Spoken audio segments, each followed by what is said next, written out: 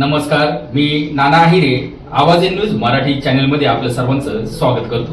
बघूया आजची ठळक बातमी.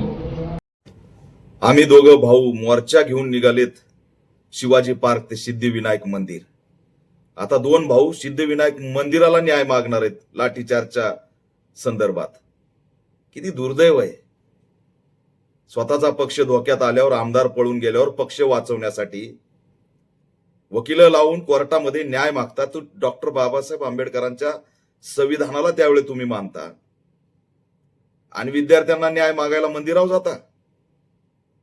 ही व्यवस्था मनुवादी आहे, ही व्यवस्था शिक्षण विरोधी आहे आणि म्हणून ती विद्यार्थ्यावरती लाठीचार्ज करते. आणि तुम्हीही जर सिद्धिविनायक मंदिराकडे न्याय मागायला जात असाल तर हे शिक्षण विरोधी धोरणाचंच आणि त्या व्यवस्थेचं समर्थन, एवढं लक्षात ठेवा. प्रबोधनकार ठाकरेंचा वारसा चालवतो म्हणून हाच जर वारसा चालवण्याचा आपला मार्ग असेल तर याच्यापेक्षा दुर्दैव असू शकत नाही. एकीकडे अभिजित दिपकीय जंतर मंतरला महामानव डॉक्टर बाबासाहेब आंबेडकरांचा फोटो घेऊन, संविधान घेऊन, जय भीमचा नारा देत देशव्यापी आंदोलन करतोय आणि तुम्ही सिद्धिविनायक मंदिरावरती घेऊन जाणार विद्यार्थ्यांना. विद्यार्थी येत नसतात, आपण आंदोलन करताय हे स्वागतार्ह आहे. दोन्ही बंधूंना आमचं आव्हान आहे की सिद्धिविनायक मंदिरापासून 4 पावलावरती चैत्यभूमी आहे. महामानव डॉक्टर बाबासाहेब आंबेडकरांचा पुतळा आहे. देशाला संविधान बाबासाहेबांनी दिलं, संसदीय प्रणाली दिली, आंदोलनाचा अधिकार दिला. सिद्धिविनायक मंदिर शिक्षण वाचवणार आहे.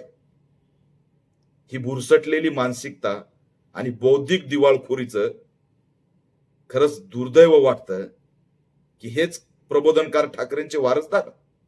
हा प्रश्न निर्माण होतो. आताही वेळ गेलेली नाही. आपलं स्थान बदला. सिद्धिविनायक मंदिर नाही तर डॉक्टर बाबासाहेब आंबेडकरांचा पुतळा हेच असणारा आपल्या आंदोलनाच्या समारोपाचं ठिकाण असलं पाहिजे. सिद्धिविनायक मंदिर विद्यार्थ्यांना न्याय देऊ शकत नाही. जी धर्मसत्ता शिक्षणालाच मानत नाही, जी मनुवादाला मानते, आणि तुम्ही जर त्याच धोरणावरती पावलं टाकत असाल तर ते विद्यार्थ्याच्या हिताचं नाही. आणि हे जर विद्यार्थ्यांच्या लक्षात आलं की आम्ही लाठीचार्जचा न्याय मागायला सिद्धिविनायक मंदिराला चाललोय तर आपल्या आंदोलनात विद्यार्थी येत नसतो. तो डॉक्टर बाबासाहेब आंबेडकरांकडेच जय भीमचा नारा देत आणि हातात संविधान घेऊन जात असतो. एवढं दोन्ही ठाकरे बंधूंना मी या माध्यमातून आव्हान करतो.